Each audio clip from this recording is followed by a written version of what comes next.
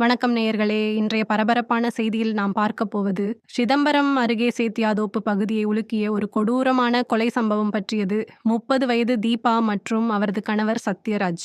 வெளியுலகிற்கு ஒரு சாதாரண தம்பதியாக தெரிந்த இவர்களின் வாழ்க்கையில் பின்னாளில் நடந்த விஷயங்கள் காவல்துறைக்கே அதிர்ச்சியை ஏற்படுத்தியது. ஒரு கள்ளக்காதல், பணத்தாசை மற்றும் மிக திட்டமிடப்பட்ட கொலை.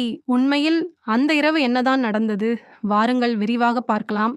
கடலூர் மாவட்டம் சிதம்பரம் அருகே சேத்தியாத்தோப்பு பெரிய நற்குணம் பகுதியைச் சேர்ந்தவர் சத்யராஜ்.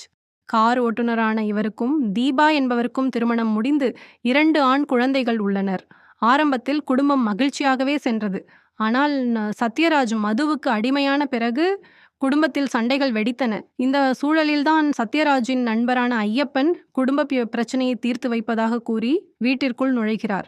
ஆரம்பத்தில் உதவியாக இருந்த ஐயப்பன் மெல்ல மெல்ல தீபாவின் மனதை மாற்றுகிறார். பணமும் அன்பும் காட்டி ஐயப்பனுடன் தீபா நெருக்கமானார். அது கள்ளக்காதலாக மாறியது. கணவன் போதையில் இருக்கும் நேரத்தை பயன்படுத்தி இருவரும் உல்லாசமாக இருந்தனர். சத்யராஜ் மனைவியின் மாற்றத்தை கவனித்து சந்தேகப்பட்டு கேள்வி கேட்டபோது நண்பனுக்கும் மனைவிக்குமான உறவு வெளிச்சத்திற்கு வந்தது.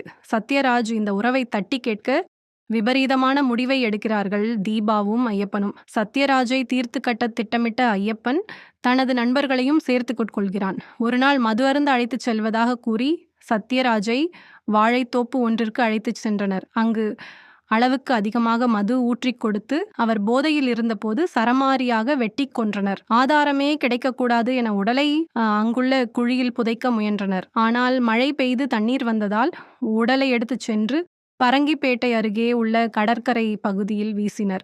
அதன் பிறகு தன் கணவர் காணவில்லை என்று தீபாவே வந்து காவல் நிலையத்தில் புகார் கொடுக்கிறார். சடலம் கரை ஒதுங்க போலீசார் விசாரணை தீவிரப்படுத்தினர். இறந்தவர் கையில் இருந்த தீபா என்ற பச்சை குத்தப்பட்ட பெயர் போலீசாருக்கு முதல் தடயமானது.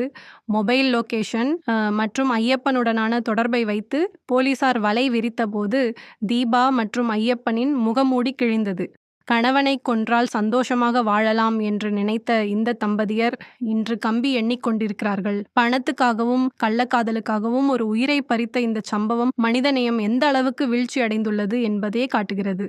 இது போன்ற செய்திகள் நம்மை சுற்றியுள்ள உறவுகளை நாம் எவ்வளவு கவனமாக பார்க்க வேண்டும் என்பதற்கான ஒரு எச்சரிக்கை. இந்த செய்தியை பற்றிய உங்கள் கருத்துக்களை கமெண்ட் செக்ஷனில் பதிவு செய்யுங்கள். மீண்டும் அடுத்த செய்தியில் சந்திக்கலாம்.